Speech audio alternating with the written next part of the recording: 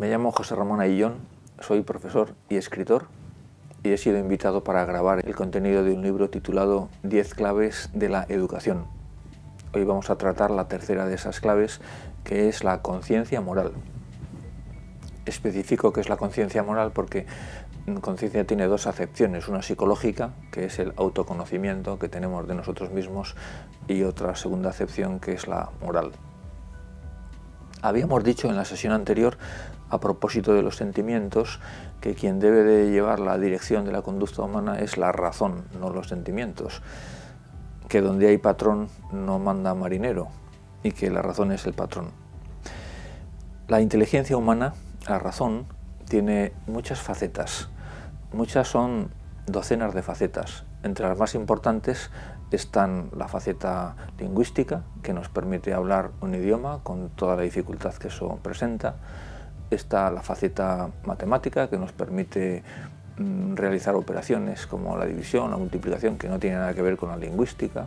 Está la faceta estética, que no tiene nada que ver con las anteriores y que nos permite decir que este paisaje es maravilloso. Y está la faceta moral, que nos permite decir esto está bien o esto está mal. No bien o mal desde un punto de vista técnico, por ejemplo, qué bien dibujas, o qué bien hablas inglés, o qué mala letra tienes. No, son las que me permiten decir eres buena persona o eres mala persona. Normalmente la mayoría de nuestros actos no nos convierten en mejores o peores personas, porque pueden ser actos intrascendentes. Pues yo me siento, yo me levanto, yo salgo, yo entro, yo me lavo la cara o me lavo las manos. Esas acciones no me convierten en mejor o peor persona. Pero hay otro tipo de acciones que sí tocan el núcleo de mi personalidad, de mi dignidad. Por ejemplo, no es lo mismo que yo diga la verdad a que yo mienta. No es lo mismo que yo sea leal y respete mis compromisos a que yo sea un traidor. No es lo mismo que yo sea violento a que sea pacífico. Eso ya me convierte en buena persona o en mala persona. La conciencia fue definida por primera vez en la historia por Confucio, en el siglo VI a.C., y después en el siglo V por Sócrates. Lo curioso es que los dos la definieron con las mismas palabras, sin haberse podido poner de acuerdo, porque vivían en dos puntos muy diferentes y no existía WhatsApp. Los dos la definieron con estas palabras: luz de la inteligencia para distinguir el bien y el mal. Eso significa también que la conciencia no es una creación de ninguna religión. Es más, no es una creación, no es un invento de nadie, es un descubrimiento de una pieza esencial de la estructura psicológica del ser humano. Por eso hemos dicho que la conciencia es una faceta de la inteligencia, es la inteligencia en acción, la inteligencia en cuanto juez de la moralidad. Esta pieza de nuestra estructura psicológica tiene una importancia extraordinaria, una importancia personal y una importancia histórica, social. Se ha dicho que Europa nació en una cárcel en el siglo V, en una cárcel de Atenas en el siglo V a.C., en la cárcel donde Sócrates bebió la cicuta y aceptó una condena injusta a muerte por respeto a la conciencia y por respeto a las leyes. Sócrates es uno de los padres de Europa, uno de los padres de Occidente, pero es uno de los padres no porque haya descubierto grandes leyes físicas o matemáticas, sino precisamente por el respeto a la conciencia y el respeto a las leyes. Europa, con todos sus defectos, como cualquier otra civilización, tiene esta virtud impresionante. Se puede decir que la conciencia, al ser la lectura moral de la realidad, es la voz de Dios. Eso es lo que piensa Sócrates. Eso es lo que piensan algunos filósofos estoicos, como Séneca y Marco Aurelio, mucho antes de que lo dijera la Iglesia Católica. Ese estatuto divino va a ser negado por gran parte de la modernidad. De hecho, no entenderíamos el mundo en el que vivimos si desconocemos su empeño por negar esa voz de Dios. En la medida en que la modernidad es ideológica y en la medida en que las ideologías son materialistas, anticristianas, en esa medida llevan a cabo un auténtico asalto a la conciencia.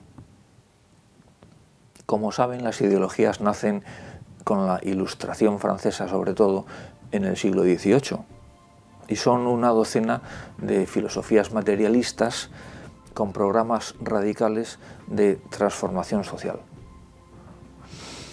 Todas encarnan lo que sintetizó Dostoyevsky en su famosa frase: si Dios no existe, todo está permitido.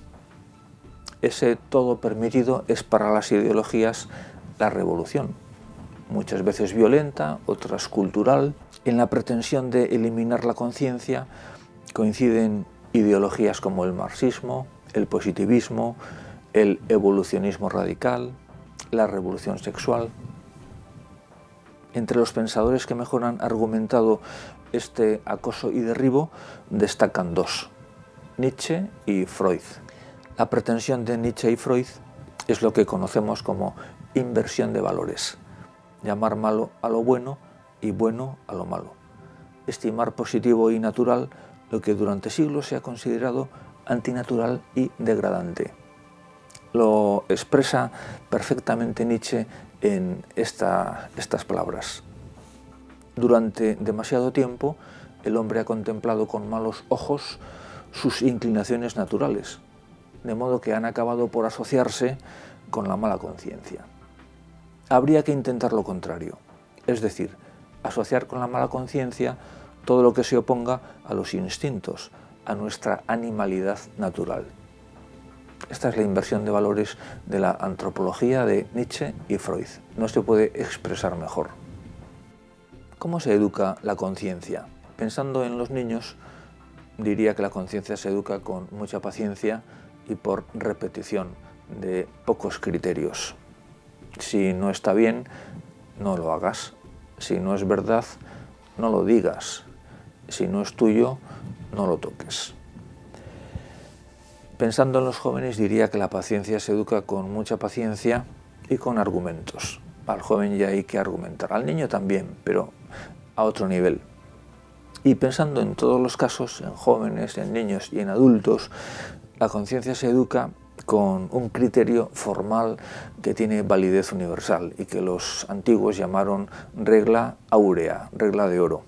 No hagas a nadie lo que no quieres que te hagan a ti. Esta regla aparece bastantes veces en la Biblia y aparece, por supuesto, en todos los clásicos, con una pequeña concreción que puede ser: no hagas un mal, nunca hagas un mal para conseguir un bien.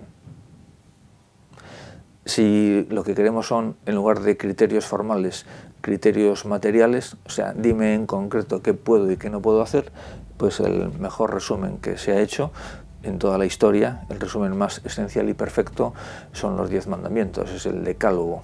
Quería referirme también a un comentario curioso que hace Woody Allen en una de sus películas, cuando dice que los católicos son muy inteligentes, porque mientras él, cuando tiene un problema, acude a un psiquiatra, el psiquiatra no le arregla nada y le cobra un montón de dinero, dice, los católicos van a un sacerdote y el sacerdote les perdona los pecados, les arregla la vida y encima gratis.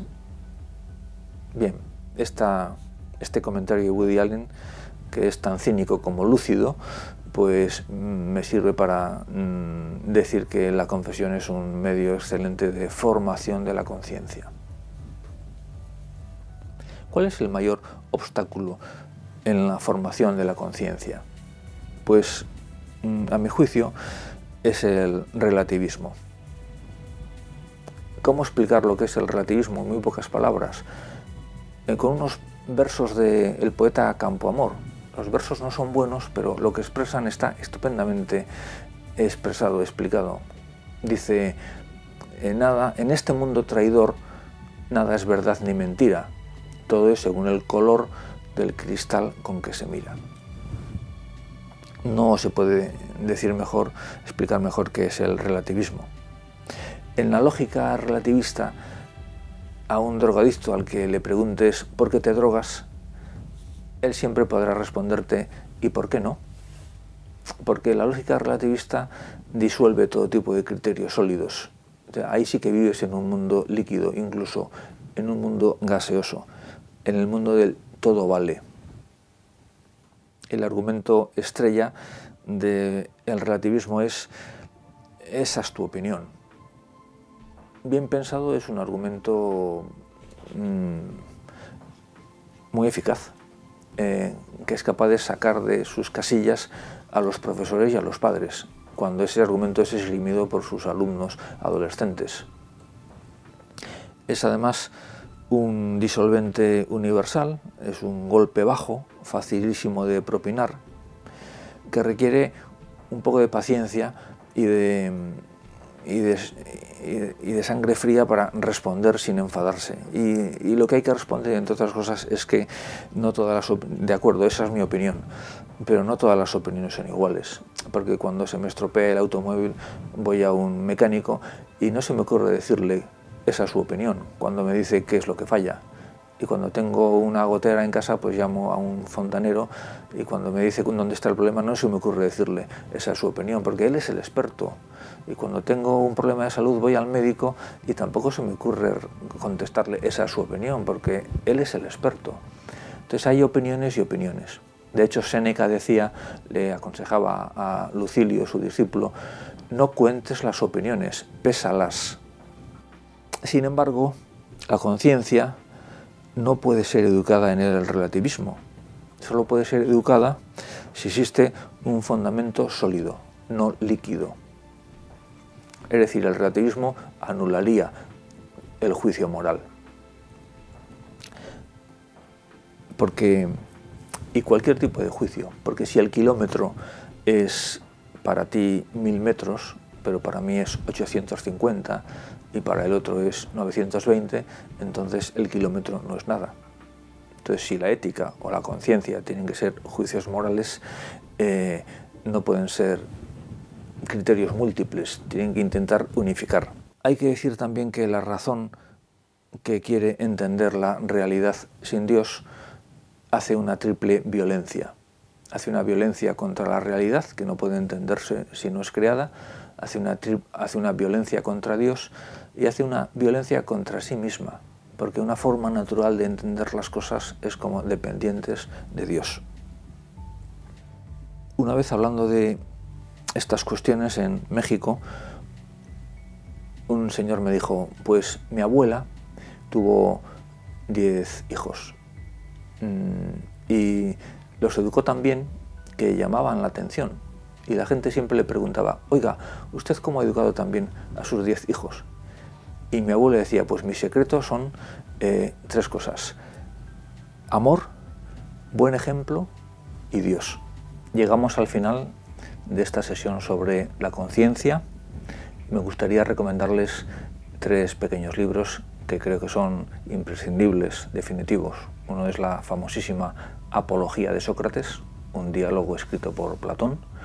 Otro es Las Confesiones de San Agustín y el tercero sería Las Meditaciones del emperador filósofo Marco Aurelio.